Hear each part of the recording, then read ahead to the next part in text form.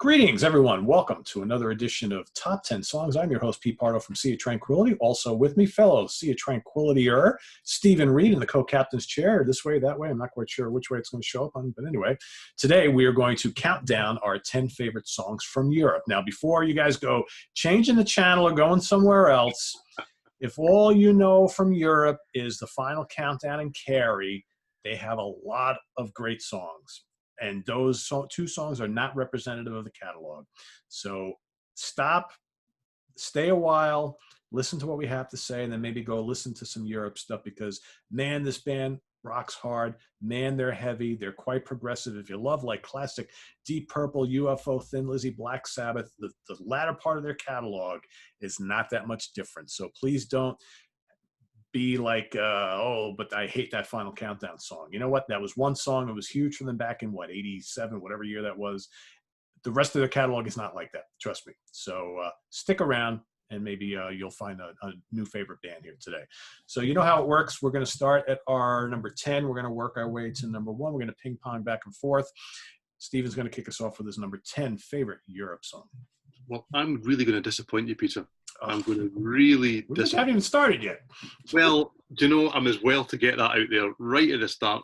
All right. Because in at number 10, okay, and I make no bones about it. And do you know, I've written down some songs that I will agree right off the bat are better than this song. Okay, so Doghouse is better than this song. Open Your Heart, which has been on a couple albums, that's better than this song. Open Your Heart is great. Yeah, it's a great song. Hole in My Pocket from the War of Kings album, that's better than this song. The Siege from Walk the Earth, that's better than this song. But I have to put the Final Countdown in there. I just have to. Now, yes, it's overheard. It's overplayed. It's on every event in the world ever. But when you see, if you're lucky enough to see Europe live, doesn't matter. I mean, we had a little chat before we came on earlier. I've seen Europe headline. I've seen them second on a bill. I've seen them co-headline. When the Final Countdown starts, and I've got a single here, so I bought this when it came out. I helped it get to number 1 in the UK, okay? I did wonder if it was heavy enough for me back then. Let's be honest, I was a heavy metal kid. If it didn't do that, I wasn't buying it. And I did look at the terms and Joey's boyish good looks and think, should I, shouldn't I? And I couldn't help myself, do you know? But it's the album version. See, when you see this band live and you know it's coming, you know they're going to close with it. Nobody's going to go home happy if they don't. But that boom, boom. And honestly, the place just falls apart. And I don't care what venue, I don't care what size, I don't care if they're hardened Europe fans or if they were there to see the other bands on the bill. When the Final Countdown plays, grown men jump up and down. It's very unseemly. I'm not a pretty sight when it's happening. And I did think, yeah, they're going to close with a Final Countdown. And I got just as excited as everybody else. So it's in my top 10 at number 10 because I admit that probably half the band's catalogue is better than the Final Countdown. I still love it as a song because it's an event. And I can't deny them their event. You know what it is? Whether you love them or hate, whether you love it or hate it, everybody on this planet knows the Final Countdown. Yeah, and how many bands can say that about one of their songs? That is true. That is true. Well, my number 10 is not the Final Countdown. My number 10 is a song that I really always liked a lot. It's probably the only song from this album that was even in consideration for me because I'm not a huge fan of this album. But Superstitious from the Out of This World album, I think is a great tune. It's catchy. It's, you know, the first kind of thing we heard or saw from the band once John Norum left and Key Marcello came into the band, so changing of the guard with the guitar players for a little bit. But I think it's really catchy. It was a cool video, and it's probably like, for the most part, the only song of its kind from their catalog that's in my top 10. But I like it. It's pretty addicting and, you know, or addictive, I should say. So yeah, great song. So from there, I go to the Bag of Bones album, okay? And I go to Firebox. Ooh, that's a good one. Yeah, it's exactly what you're saying. If people only know the Final Countdown, if they only know Carrie, if they've maybe heard Rock the Night, Firebox, if these songs are here Firebox is way over here. Yeah. It's as fiery as the name suggests. It's gritty. It's bluesy. This band are a blues band. John Norum left the band because he wasn't allowed to play enough guitars. Now he's been back in the band since they reformed. That tells you what sort of band they are. They're a guitar band. He doesn't write many of the songs, but man, oh man, do they let him play now. And the man can play. And Firebox is just as fiery as its name suggests. And I love it. That's a great song. Yeah, I agree. And that's a really good album. And my number 9 is also from that album. I'm going to go back to Bag of Bones for, I had like 3 songs from this album I wanted to squeeze into my top 10. Demon Head is the one that made it. Right, okay. And that's a great riff. I mean, Norum's guitar work is so good on that. And that album just has this kind of heavy blues rock, hard rock groove to it. The whole album is just really good. I really don't think you can go wrong with any of the songs off of that album. And I have a feeling we're gonna be revisiting that album again. Yes, we are. Right. Oh, there we go. Okay. So your number 8. Number 8 comes from, and I adore the artwork on this. Quite simple, but I adore the artwork on Last Look at Eden here. Okay, so I'm going for The Beast. And same again. Oh, that's a good one. Yeah, I mean, these are well-named songs that Europe don't really hide what they're going to be about with the songs. The Beast is a beast of a song. It's weighty and it's hard-hitting, great guitar work. But what Europe have managed to do since they've come back together is they can still write a great chorus. You still want to, there's something there to sing along. There's hooks. I mean, Joey Tempest writes most of this stuff. Maybe most people don't realise that the pretty boy at the front of the band is actually the songwriter. He writes the majority of the band's songs. He's a very talented guy. But The Beast is just, it's everything about what they do now, although this is one of the earlier ones from when they got back together, that people are missing out on. They are one of the best hard rock bands. They're not an AOR band anymore. They're not a melodic rock band, and I love those genres. They're a hard rock band that really hark back to the 70s, but with a cutting-edge production. They sound here and now, but they've got all of that, the heritage. You can see why they want to pick up instruments and play. And a song like The Beast does that for me. Yep, that's another very strong album there. Again, all these, they're like last 5, 6 maybe, really, really strong. Yep. And I'm a big fan of the song, of this album that this next song is going to come in. My number 8 is Light Me Up from the War of Kings album, which you got the shirt there, very jealous. I like this album quite a bit.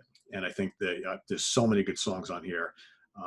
And we're going to revisit this one again coming up. But I think that Light It Up just has this really cool snarling guitar riff, and Joey's vocals are just really good. There's like a seriousness to this entire album, I think. It's just, it's serious rock and roll.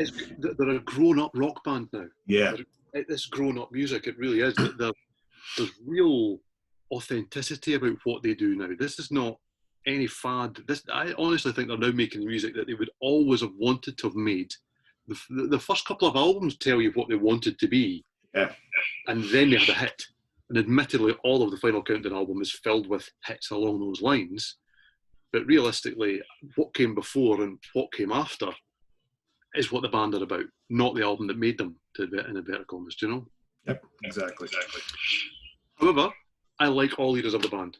Okay, so for anyone that does like the earlier stuff, I like the Out of This World album. Okay, and it's Ready or Not that I like from this one. That's where I'm going for number 7. It's quite a good hybrid of, they've done the Final Countdown by that stage. As you say, John Norum's left. The guitars are much more to the forefront. It's quite ironic that after John left, they kind of went to the sound that he was obviously wanting to play, you know, but the keyboards are still quite heavy in at this stage.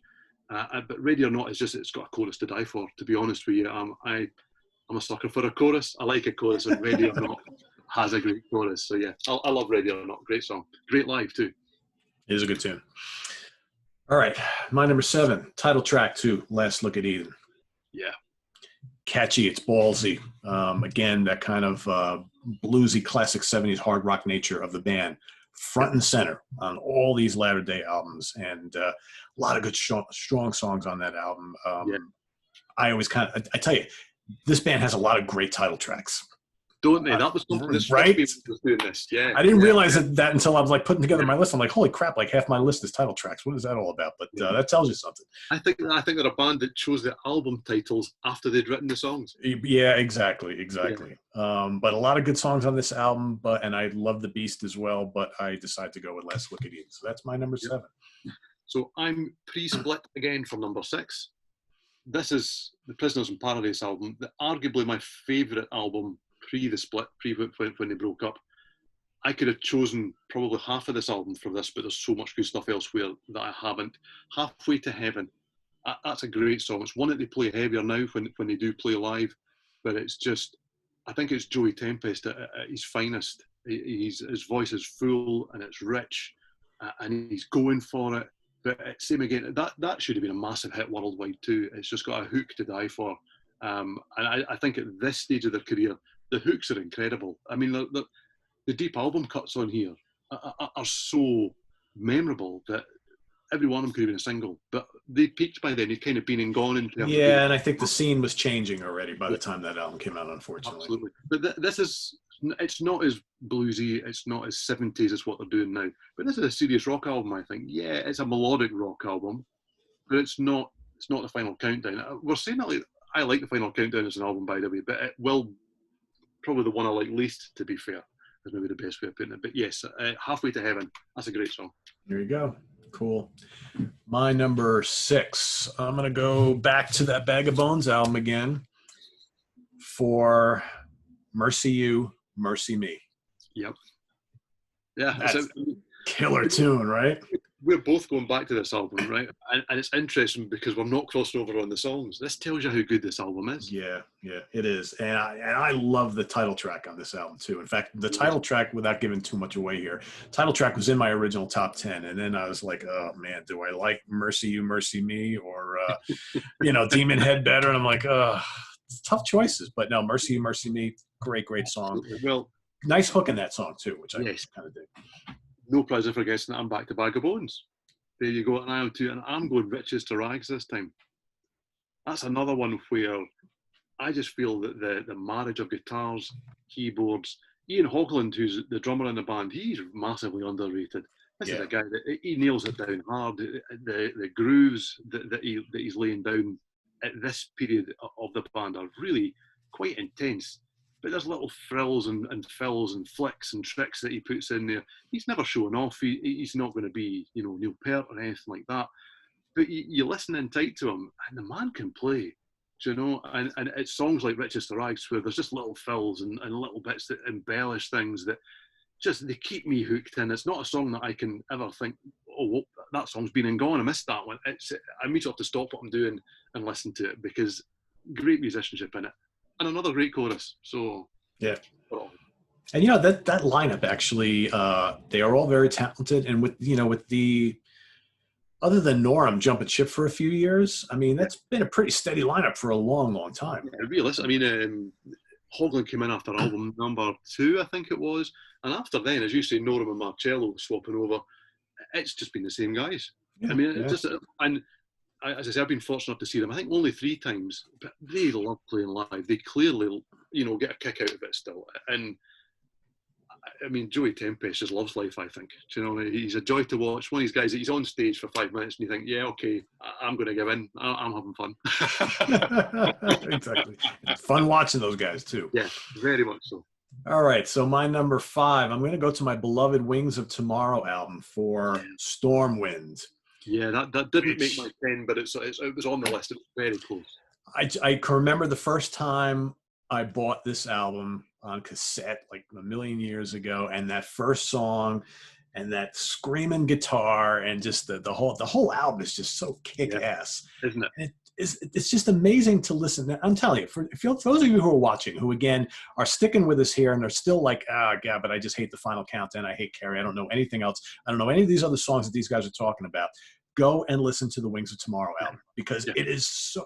This came right before the Final Countdown. There is nothing similar about these 2 albums at all, other than that it's like mostly the same guys. Yeah. I mean, this is heavy, early European or Scandinavian power metal with blistering like neoclassical guitar work. Norum's immense on this, isn't he? Oh, he's crazy good on this album. Yeah, isn't he? So I mean, the thing for me is how they went from that to the final countdown, and the whole album is along those lines. And you can understand Norum being upset because he is sidelined on the final countdown. There's some lovely solos, but realistically, that's a keyboard album. Do you know? A very good one at that. A very good one. Yeah, and I do. I mean, I like Scandi keyboard, AOR, and various things like that. There's lots of great bands out there doing it again now. There's a good scene that's back in play. But really, how they got from Wings of Tomorrow to the final countdown and then moved on from there to what came next. Yeah. The final countdown is actually, it's an anomaly. It's one of those albums that it just, I mean, I know it went that, and it just went supernova right across the world, and everyone knows one or two songs off that album. But it just doesn't fit with anything else they did. The first album's raw, and it's a bit naive, but it's a heavy rock album. As you say, the second album is, in the terms of when it was released, it's almost metal. It's not what we'd call metal now.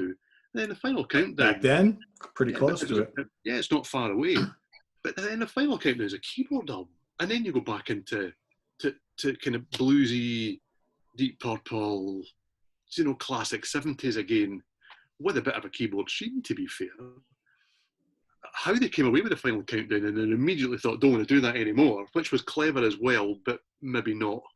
I don't know, but fascinating. No. Anyway, sorry. But they made their money, so I'm sure they're not complaining about it too much. Yeah, they're not going to complain. I think they got pigeonholed a little bit, unfortunately, but that's what happens, right? I mean, that's the final countdown was 86. I mean, what was popular. Absolutely. Yeah. That's always going to be the payoff for having a hit of that magnitude. If you can't follow it up with another one, you're always going to be that song, aren't you? Yeah, it's the way it goes. Yeah, absolutely. So my number 4 is or did you go? Did you? Wait, I think you're jumping ahead of me here. Sorry. I'm so excited to talk about my next one. Go ahead. Absolutely. So my number 4.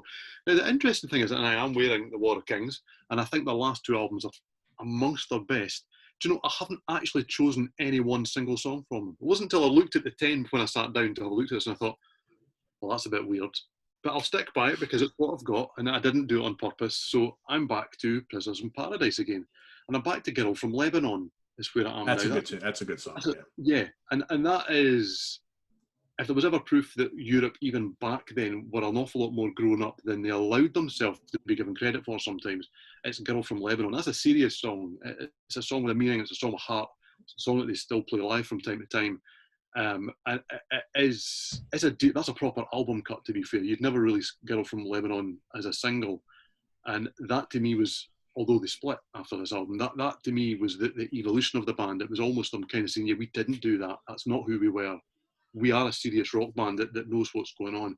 And to me, it comes off big time on this album. And it's one of those songs that kind of disappoints me that more people don't know, because it's a proper heavy rock song that hits hard, you know, and lasts long. It's one of those songs that, I mean, it does close the album, to be fair, but when this album finishes, I'll be singing that for days after, not just a wee while. I'll have listened to loads of music afterwards, and Girl from Lebanon's chorus line will come into my mind. Yeah, very much. Good track. My number 4 is the only choice in my top 10 from the final countdown. I decided to go with Cherokee, and I know this is not the album cover everybody remembers. This is well, see, yes, it is. Is it? Definitely wasn't. It definitely wasn't the album cover here in the U.S. Absolutely, the one in the U.S. has got their faces in the little boxes. Yeah, with the space there. Yeah, I think latterly in the UK it did as well. But I bought this when it came out, and this is the version that I got. But it's not the version that you see whenever you look online for discographies or whatever. Right. You'll see the one you're talking about. But we both got this one, so it must be the cover. There you go. But Cherokee is my choice. I like Cherokee. I still listen to Cherokee. It's one of the heavier tracks on the album. Yeah. It's got a great chorus, great keyboards. The lyrics obviously are very good as well and stuff. Yeah. So that's my lone pick from the final countdown today in my top 10. Well, my lone pick from and this after the band got back together. So they split up and they were gone for 14 years. Yeah, at least that. And around a long time, long enough to make you think it wasn't happening again. John Norum had done a couple of solo albums. He'd worked with Don Dokken. He'd done a variety of different things. Joey Tempest had a very quiet solo career, which is quite good, it has to be said. Different again from, I mean, you can tell it's him, but different. again, from anything that Europe ever did. But they came back together with Start From The Dark. I must admit, it's the only album I'm a bit lukewarm on. That was a band that, to me, didn't quite know where it was headed. Secret Society made a big difference to that. I do kind of like it's a very 70s prog album cover there with other absolutely, yep. the strange imagery, but it's telling the message of the title again, and it's always the Pretenders. That was the song that made me think when I heard this album, and I bought this one blind. I heard Start From The Dark. It's the only one I don't have. I regret it now because it's very expensive. I quite like to complete the collection, and that tells you it was released very limited, didn't really do very much. People didn't like it very much. Nobody understood it. And this came out and I thought, do you know, well, I'll give it a go. I'll give it a go. And I heard Always the Pretenders and I thought, wow, this band are back. They know exactly what they're doing. I'm going to sing this song till the day is long, but it's crunchy and it's, you know, it's wholesome. It's just big and strong and bold. And it's another one of these songs that I'll be singing for days after Always the Pretenders. And same again, there's deep lyrics here. There's a lot going on that you wouldn't necessarily credit Europe with. This is an interesting album. It's not where I'd start if you haven't really, you know, gotten onto what they're doing now. I'd start later, work my way back to this. But Always the Pretenders, definitely one of my favourites. There you go. Yeah, Start From The Dark. I think, yeah, you're coming back, not really sure how they fit in. And it's kind of like this weird kind of Alice in Chains type of doomy alternative grunge type of thing. And there's some, I mean, I like part of that album. I just don't know if I like that as a Europe album. You know, it's like there's some good down-tuned heavy riffs on the album and stuff like that. But, you know, anyway, we can talk all night about that, right? My number 3, going back to title tracks, I love the song Walk the Earth from Walk the Earth. And I really like this album a lot. This is their most recent album. This came out in 2017. Not a bad song on the album, Peter, is there? No, it's one strong track after another. I could have fiddled like half my list with songs from this album, but really strong, really heavy, very dark album. Again, if you love classic Deep Purple and Black Sabbath and a little UFO and Thin Lizzy thrown in, but it's bluesy, it's heavy, good keyboards, kind of proggy, great vocals, memorable songs. And I think the title track, it's got this haunting chorus that I absolutely love, but the riffs are crushing. Very, very good song. Great song. Yeah, absolutely. That's one of those ones that I look now and think probably should be in my 10, but it was on the lists. There's just so many good songs here. Yeah, so that's true. So number 2 for me, and you can tell with the fact that it's small enough to hold like this, we're going back in time. So this is Superstitious. Okay. Now I'll admit that after buying the Final Countdown, the album and the single, I didn't really understand Superstitious because it's so far removed. One album down the line and you think, okay. But it hit me at a stage, I'll see what year we're on here, if I can read that in the light. We're on 1988, so I'm, to give away my youthful good looks here, I'm 15 at this stage. Okay, so by this time, I'm beginning to kind of try and understand where the music's come from. I'm going and spending all of my money in a record shop buying second-hand vinyl. That's what I'm doing when I'm 15. I'm going to a shop called Gold Rush, which kind of exists now, kind of doesn't. And basically, working in a shop as I did, I basically went in and just gave them all my money every week and just said, I'll buy everything you have if I can. So I started to go and buy some Rainbow albums, and I started to buy some Deep Purple albums, a bit of Queen, all stuff that at the time I didn't quite understand that's what was on here. And it took me a long time to square up, you know, this album, this single, this is all together, and work out what Europe were doing. What they were doing was they were telling you what made them want to play music. And now I absolutely adore the keyboards in this song. I mean, the intro, it's just Deep Purple. It's an absolute lift, do you know? I mean, and I don't think they make any apologies for it. They still play it live. Arguably, a lot of people reading stuff about this for doing this tonight, a lot of people say this is one of their best known songs. That kind of surprised me a little bit, because to me, certainly in the UK, Europe had been and gone. Maybe in Europe, that's a different story, no pun intended. But it's just, there's so much going on there, but it's big and it's powerful. And that to me was the song that made me understand that keyboards and guitars in this type of music should talk to each other. You know, they really should communicate. It wasn't a battle.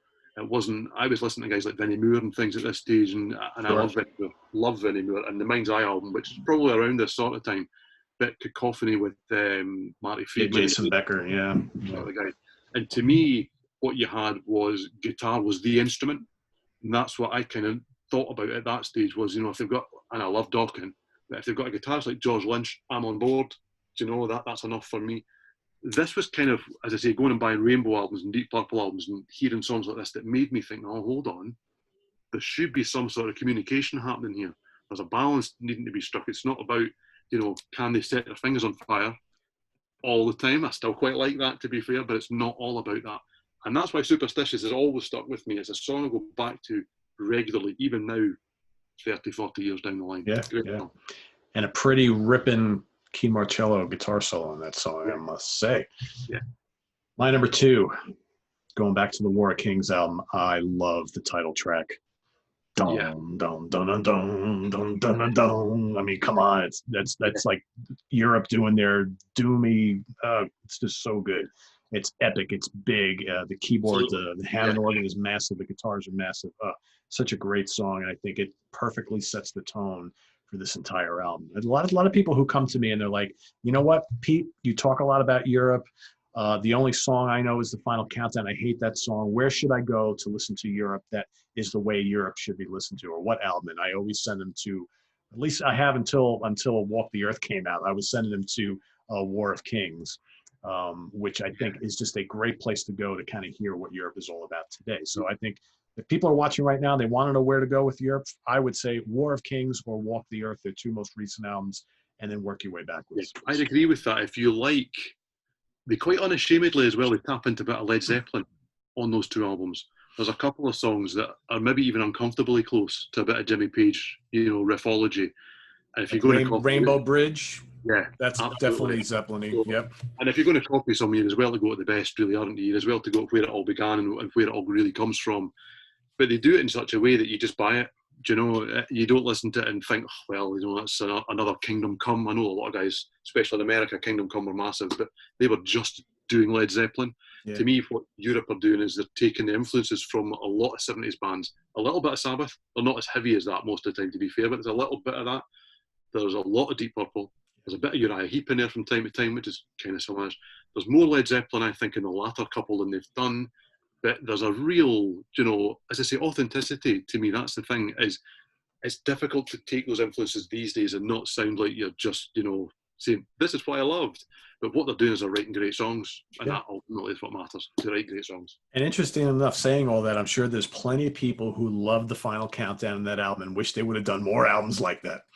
Yeah, and the reason why they haven't listened to them anymore is because they're like, they refuse to do stuff like Final Countdown. I'm not listening anymore. Yeah. Do you know, I mean, to be fair, you've got The Final Countdown, you've got Rock the Night, you've got Carrie. There's 3 singles right off the bat of this album. You've got Cherokee, that was a single. But I really like Ninja. I like Danger. Ninja's great. This is a really good album. So we're not down on The Final Countdown. I'm not down on this album. I played this just last week. And yet again thought, that really from start to finish, maybe there's 1 or 2 on side 2, to be fair, that I don't love.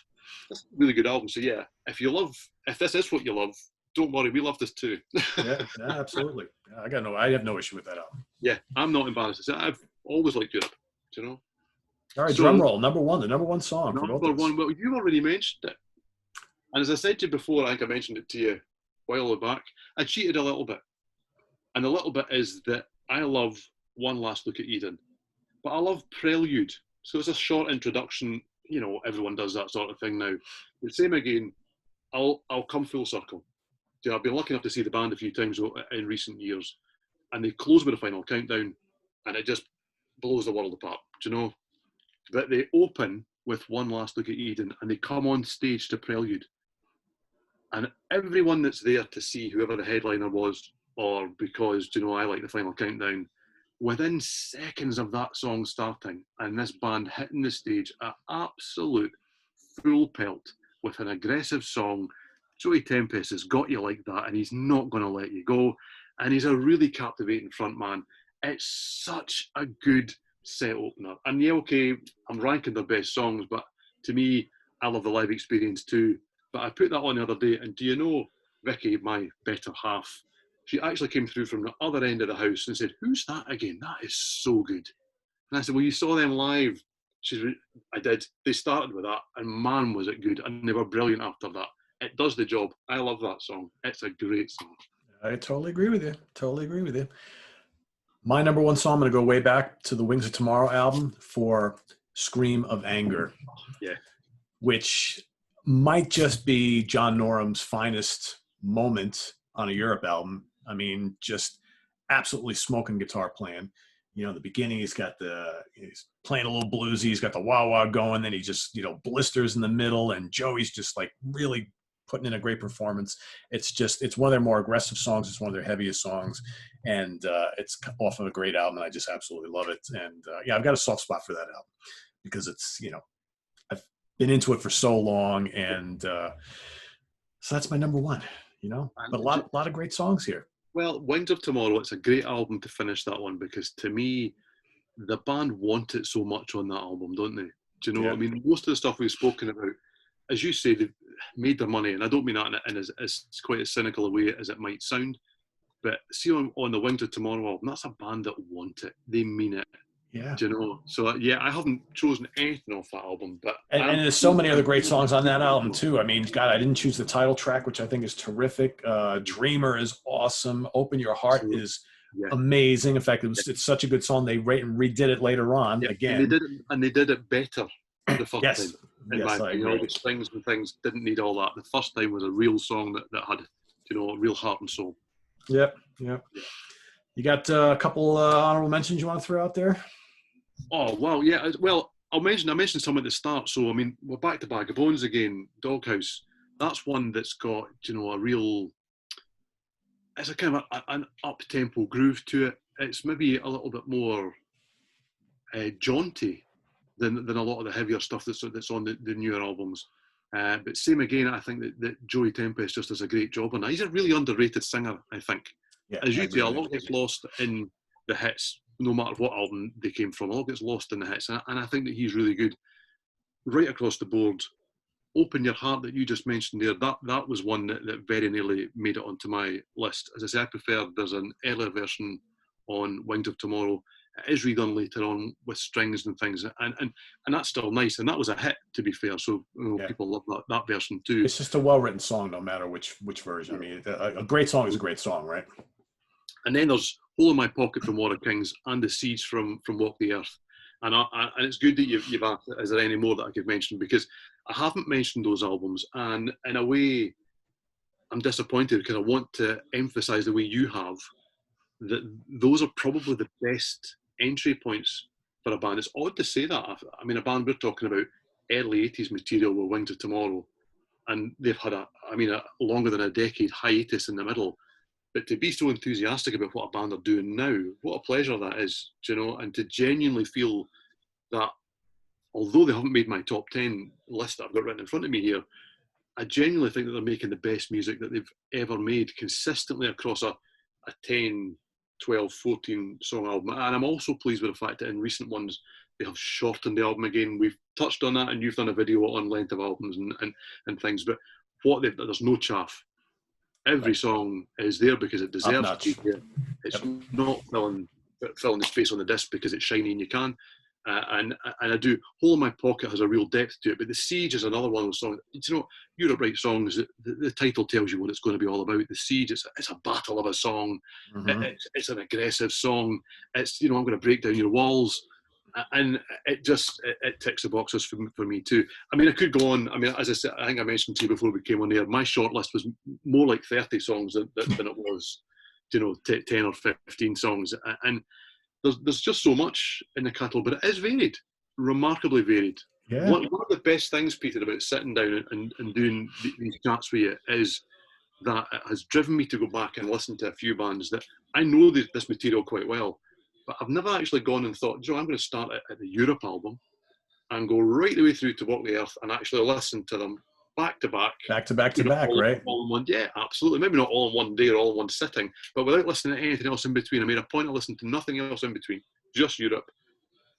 And the variety across that spectrum, as you've got a gritty kind of meat and potatoes to some extent rock band at the very start that suddenly become this technical almost power metal band, but with catchy choruses and lots of great guitar work, to then go into a keyboard-dominated band that had mega hits across the world that seemed to have it all, but didn't really, because the guitarist didn't like it and had to leave because he felt marginalised. And from there, they suddenly want to tap into their roots and give you, keyboards that are it's more Hammond stuff, and suddenly you've got a proper rock band.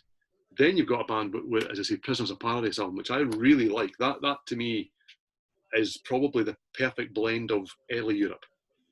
That's the one that says to me, this is a band that could rock hard, but they could write you a chorus. They could do a hit, but they can sing you a ballad. They can play acoustic, but they can riff it up.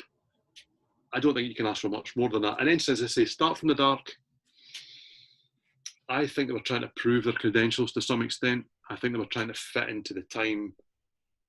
It's not now, at the time I must admit, I really genuinely didn't like it. Really genuinely didn't like it. I Have Faith is a cool tune, though. I genuinely like that song. As an album, I found that it held you there and it never let you much closer. Now, listening to it a couple of weeks ago to do this, or maybe last week, I actually discovered that I like it an awful lot more. But it's probably, I'm not going to listen to it often because what came after is so good. So it's in the shadow. Rather than being a bad album, it's in the shadow of what comes after that, because then you move into Secret Society and it takes that more, I won't say modern because it's not modern anymore, but the more of the time sort of riffs and guitar sound. And they're looking for a bit of credibility, and I think any band looking for credibility ultimately won't find it. That's always an issue. But it blends that with the kind of the roots again. And now they're knocking it out of the park, album after album after album. I'm at the stage listening to this to do my top 10. I'm desperate for another one.